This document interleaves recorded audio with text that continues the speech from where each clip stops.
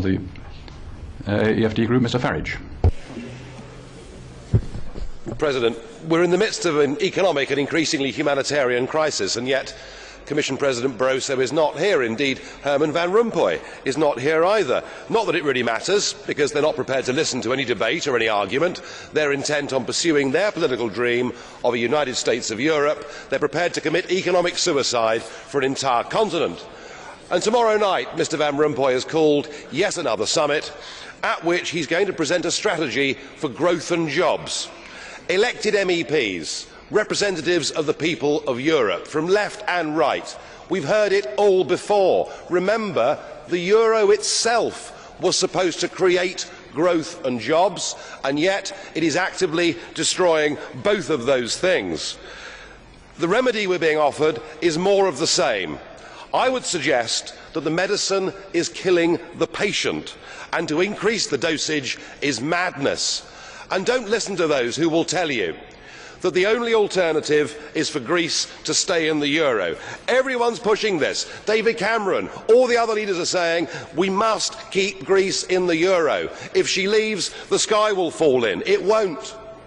There'll be a few difficult weeks, and then things will settle down.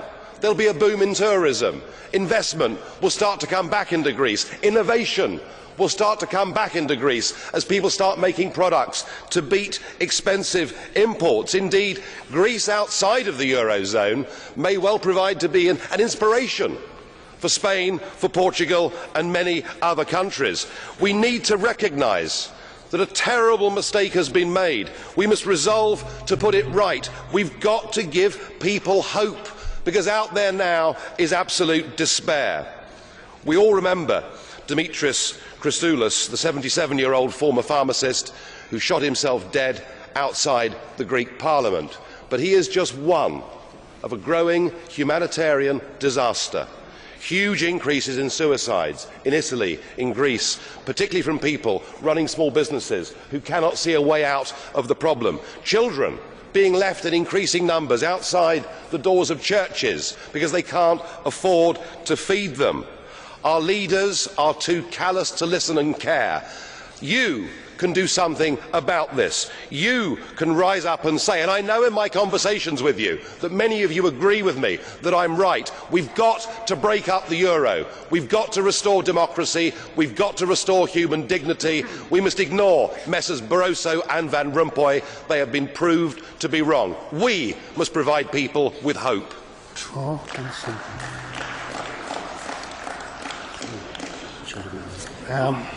Kollege, da ist eine Frage. A question has been put to you by Mr. Papanikolaou. Are you prepared to take the question? Mr. Papanikolaou, please. Bitte sehr. Ευχαριστώ πολύ, κύριε Πρόεδρε. Άκουσα με πολύ, κύριε.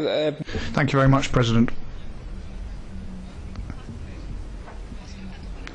Well, I listened very carefully to what Mr. Farage said, and he once again reiterated his position. The Greece should leave the Eurozone, and we'll go back to the drachma, its own national currency. And then everything goes better, tourism takes off and so on. Well, Mr. Farage, if that were to happen, if Greece were to readopt the drachma, would it be undervalued or not? Would it be devalued? I mean, you know, what about the price of fuel, for example? It will go up 3 or 4 times, won't it? Please tell the truth. Tell us all the truth. Drachma would probably be 50 to 60% lower than its current value in the euro, something like that. Now, clearly, I'm not advocating that we move to a new fixed peg. I'm advocating floating currency rates because history shows us that every time we try to fix currency pegs, we get it wrong.